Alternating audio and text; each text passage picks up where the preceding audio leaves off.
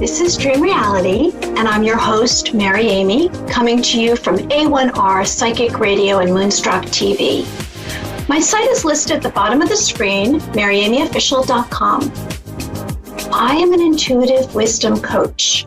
As an empath intuitive, I'm able to connect to your inner spirit, which allows me to use my extrasensory abilities, seeing, hearing, feeling information about you. I'm here for you. I see the light, the hope, and the beauty of the universe. I'm the conduit to channel your dreams, helping fulfill your earthly purpose and course to personal enlightenment. On today's show, I have a guest and a caller. My guest is Michael Anthony Shininsky, who graduated from the Southwest Institute of Healing Arts in 2011.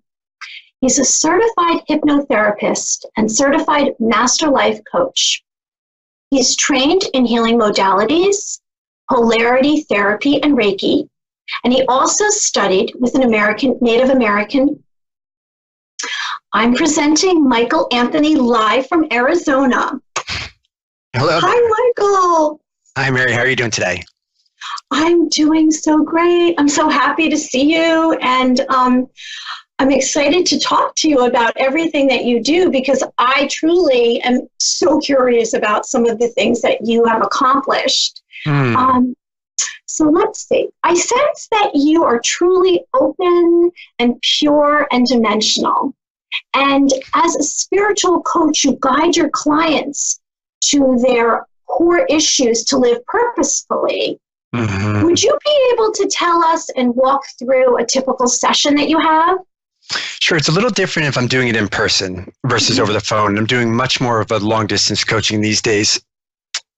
When I'm sitting with someone, I'm listening for the words, the spaces between the words. Because if I ask you, you tell me your story, you're going to tell me your story, you're going to hit all the beats. The words may be different, but the beats are the same, because we've told our story over and over again a million times. It's what we say in between the words that is really telling our story.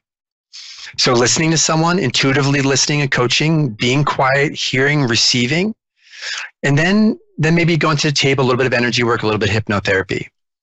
But I'm really reflecting back what they're saying, and I'm also getting a lot of intuitive channeled wisdom that's coming through and presenting that back. It's almost like we're catching the little rascally squirrel that's running around the backyard. And it's like, here you go. Do you recognize this? And they're like, oh, that's me the whole time. Mm-hmm. It's just pretty much listening and kind of catching and asking the questions that I don't know why I'm asking them, but I'm being told to ask them. And the person on the other side doesn't quite understand why I'm asking them until the question's asked. And then they have their moment like, oh, there it is.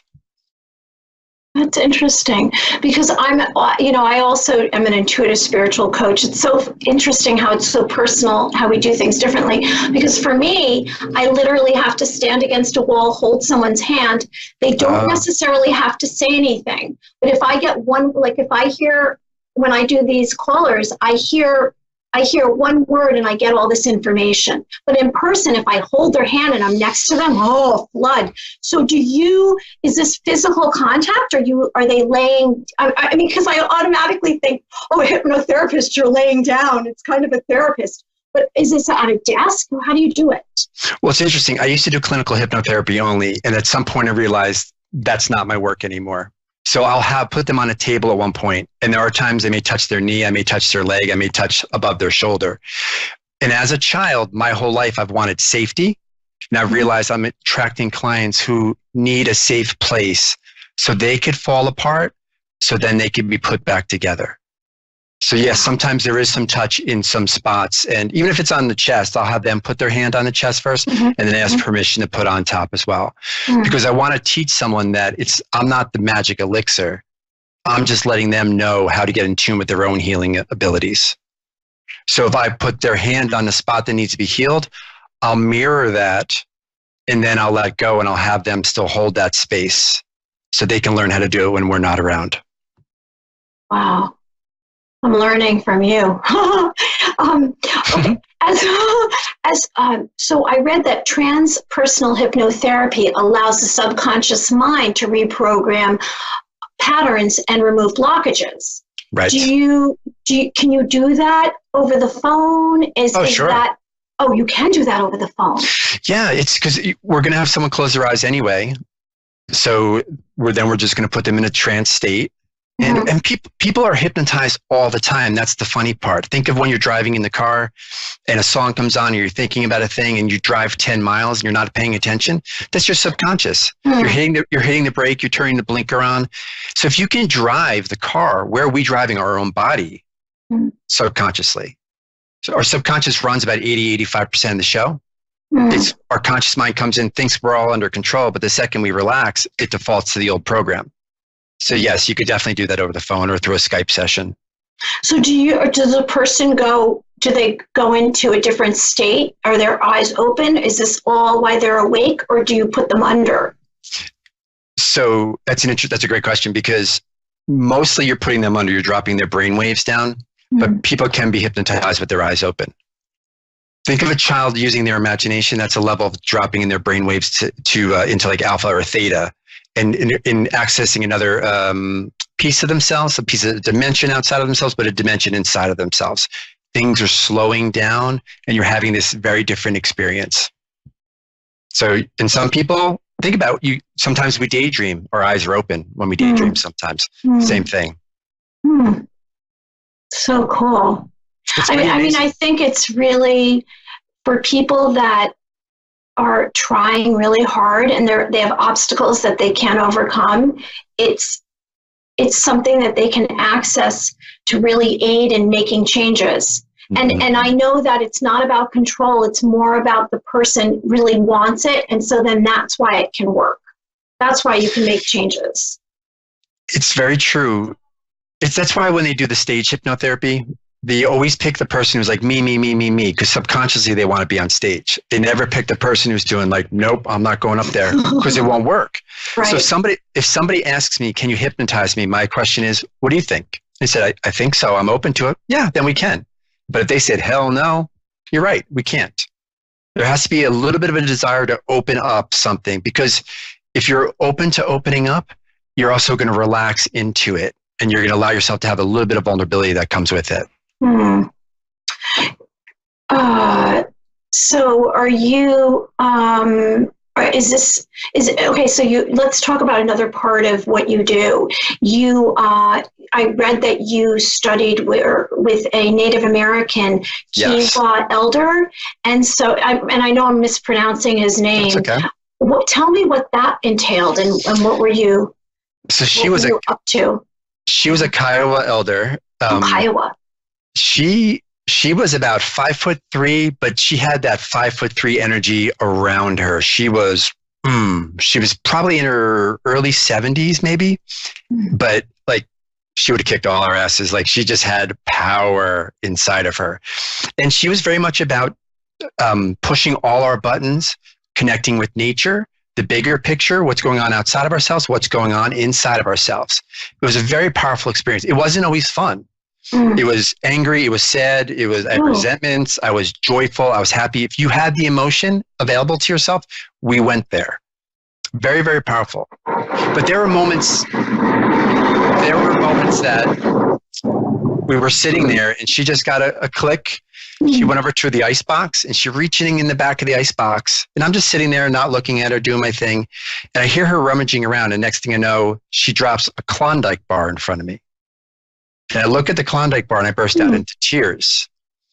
Klondikes were my dad's favorite dessert, like ice cream dessert. I ate super healthy. He must have offered me a Klondike bar 1,000 times. And I said no every single time.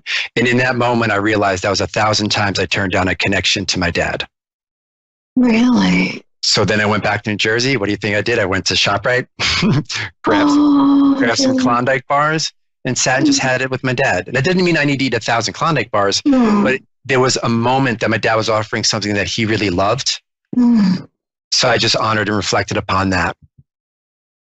It's so interesting how someone outside of our everyday life can kind of bring in messages or bring us someplace that we couldn't get in our normal life.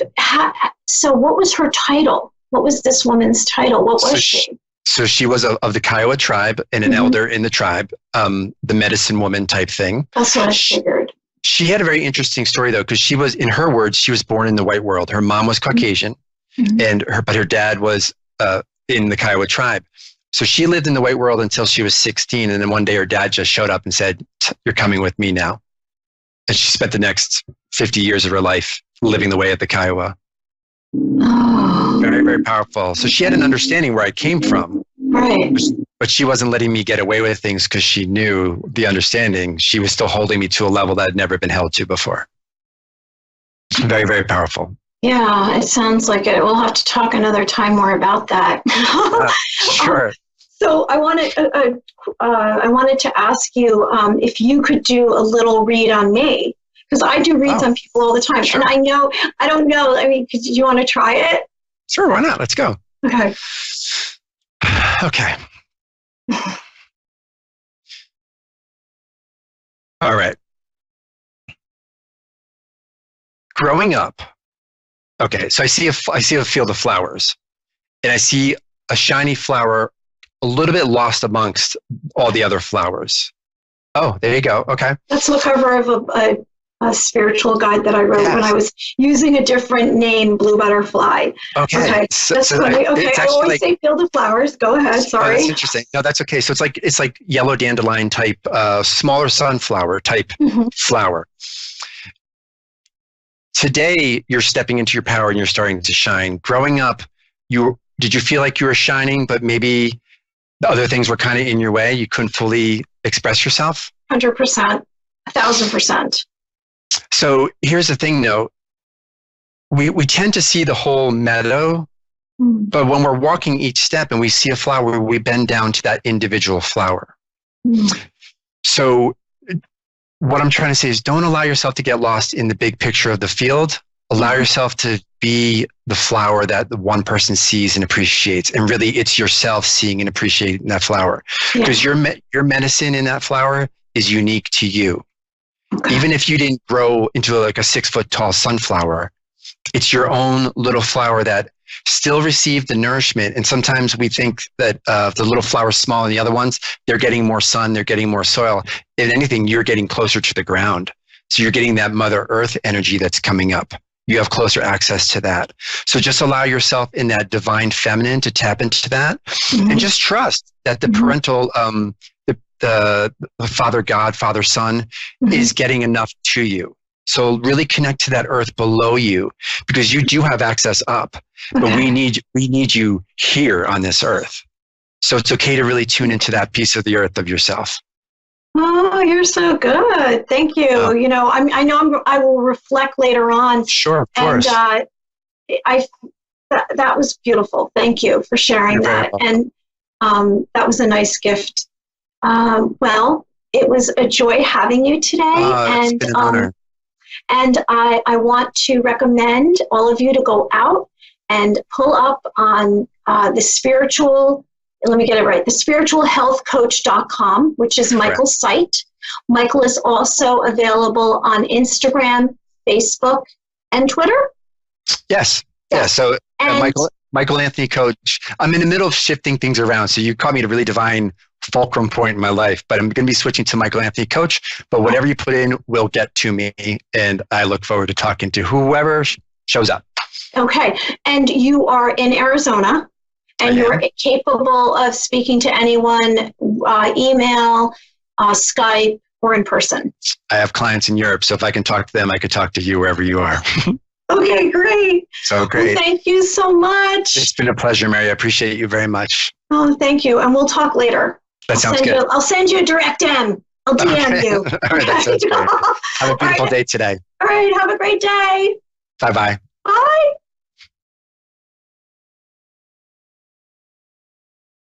Thank you so much. That was wonderful. That was very enlightening for me. I haven't had anyone do a read on me in quite a while, so I'll have to really think through this later.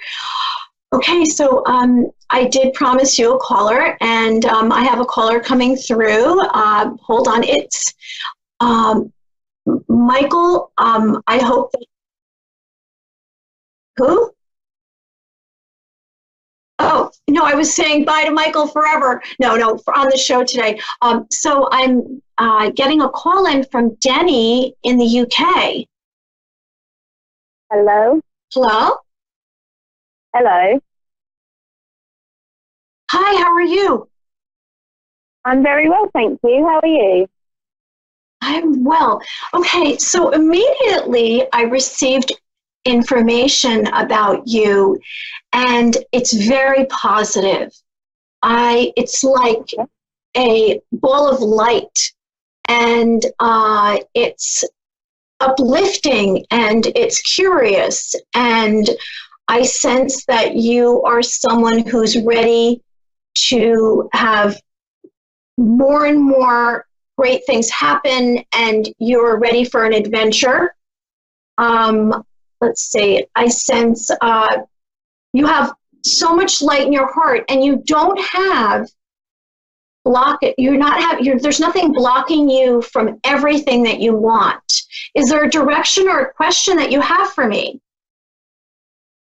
No, that sounds quite on point, really. Can you connect with people that have passed? Yes. Okay.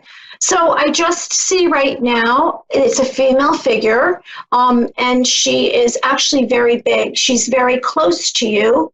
I see her. It's funny. I see her leaning in and kind of pointing. Let me see. She is a strong person from your past. I want to say that she is one. I want to say that she's either a grandparent or an aunt. Very maternal person, and she's smiling. She's pointing down. Let's see. I'm not really good with names, but I see people and their personality who have passed. That's kind of how I am as a medium. Okay, let's see what I see. Just smile. She wants to tell you that she's here. She's around you. She's like right in front of you. Did you want to send her a message? I see long hair for some reason. I paused before saying that, and I don't know why, but I'm going to say it now, that I see long hair. Does that sound like someone that you know or knew? Yes, it does, yeah. Okay, so she's very present with you. She's very, very close to you. And she's watching over you, and I see that she's actually doing this around you. It's actually giving me goosebumps. She is spreading light around you, and she is not, okay, so her personality is very fluid with you. It's very positive. It's very smooth. It's lovely. And let's see if I can get a message.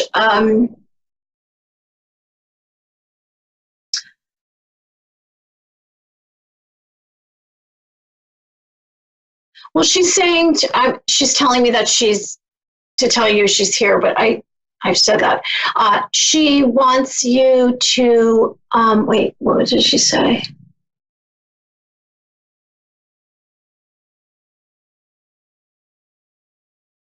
She said that the next big leap that you take, that she wants you to know that she is present, and that she is with you and watching over you, and that if you close your eyes, you can feel that she can lock hands with you. And that's what I got. Okay, that's wonderful. Yeah, it was so great. It was wonderful speaking to you. And is there anything else you wanted to ask me before we go? No, that was really good. Everything you've given me has been really, really good. Thank you so much for your time. I really appreciate you calling in. And if you would like, I have videos, and you can see my website, maryamyofficial.com. I'm also, I post videos regularly, daily, on my Facebook page, and little tidbits and simple tips on Instagram. And I wish you a well and beautiful day. And thank you so much. Thank you very much. Take care. Bye-bye. Okay, bye. Oh my goodness, what a wonderful day it's been. Let's talk about quickly before we go. And we have a few minutes. And I want to really, really, really tell you that I know that we walk outside, and today here where I am in Rye, New York, it's a beautiful day. And sometimes even on a beautiful day, we have a tough time. And I want to remind you that all of us have light in our hearts that we can connect to, and we can bring forward strength. And we don't need anyone. We can do self-healing techniques. We can do things in nature. We can go outside. If we want to ground ourselves, we can put our hands on a tree, and we can put our bare feet on the roots of the tree, and we can ask the tree for guidance, or just be in a big, strong field, a big, strong tree's energy field. And that will help us. We can take 15 minutes a day to walk outside and with no electronics and alone, and to connect to nature. And that will help us. How do you find your peace? How do you find calmness in your inner spirit? You can do that through, there's something that I've learned is a visualization technique, which is to have the most beautiful nature scene. And it's funny because Michael touched on that during the interview. He mentioned a field of flowers, and that's what I did for a few years. I had a tough time, and my spirit would get down. So I would go to this field of yellow flowers, and I did this and practiced this. I'd close my eyes, so you can do it with me right now. So close your eyes, and I would like you to visualize the most beautiful nature scene. It can be anything that you want. It could be a waterfall. It could be a beach. It could be a field of flowers. It could be a forest of trees. It could be mountains. Whatever it is that you choose. Now, as you close your eyes, if this scene brings you joy, then that's the right scene for you to pick. And when you think of this scene, you're going to imagine the color and the texture and the smell and how you feel. So when you're having a bad day, or if you're in a situation that you're feeling stressed or overwhelmed, I would like you to, with eyes open, imagine that nature scene, and it will change the energy around you. And it will change whoever you're with, their energy too. People will say, what just happened? It's like when I say I visualize white light around me, all of a sudden, good things happen to me. So come up with your own go-to glorious nature scene, like I have for years with the yellow flowers. And you can change a negative situation to a positive situation. As I say, words, thoughts, and actions are very powerful. So last week, I know I touched on my book, which I mentioned earlier, which is The White Light Prophecies. And a few years back, before I became my authentic self, Mary Amy, I was going as the name Blue Butterfly. And during that time, I wrote this book, The White Light Prophecies, which dictates and explains 7 prophecies to enlightenment.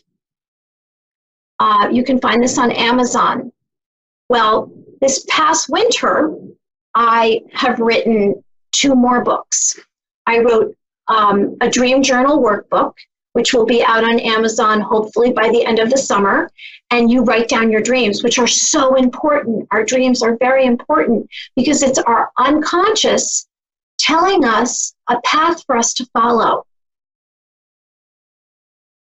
Well, I really, really appreciate the show and everyone who came out and listened and watched. And next week, I will have a topic, and the following week I will have a guest. Thank you so much for joining me at Dream Reality. As your host, Mary Amy, you can reach out to me on my Facebook page, and if you have a question, I will answer it on the show or privately, or my website, maryamyofficial.com. Thank you, A1R, Psychic Radio, Moonstruck TV, Constance and Dave, the producers. Thank you.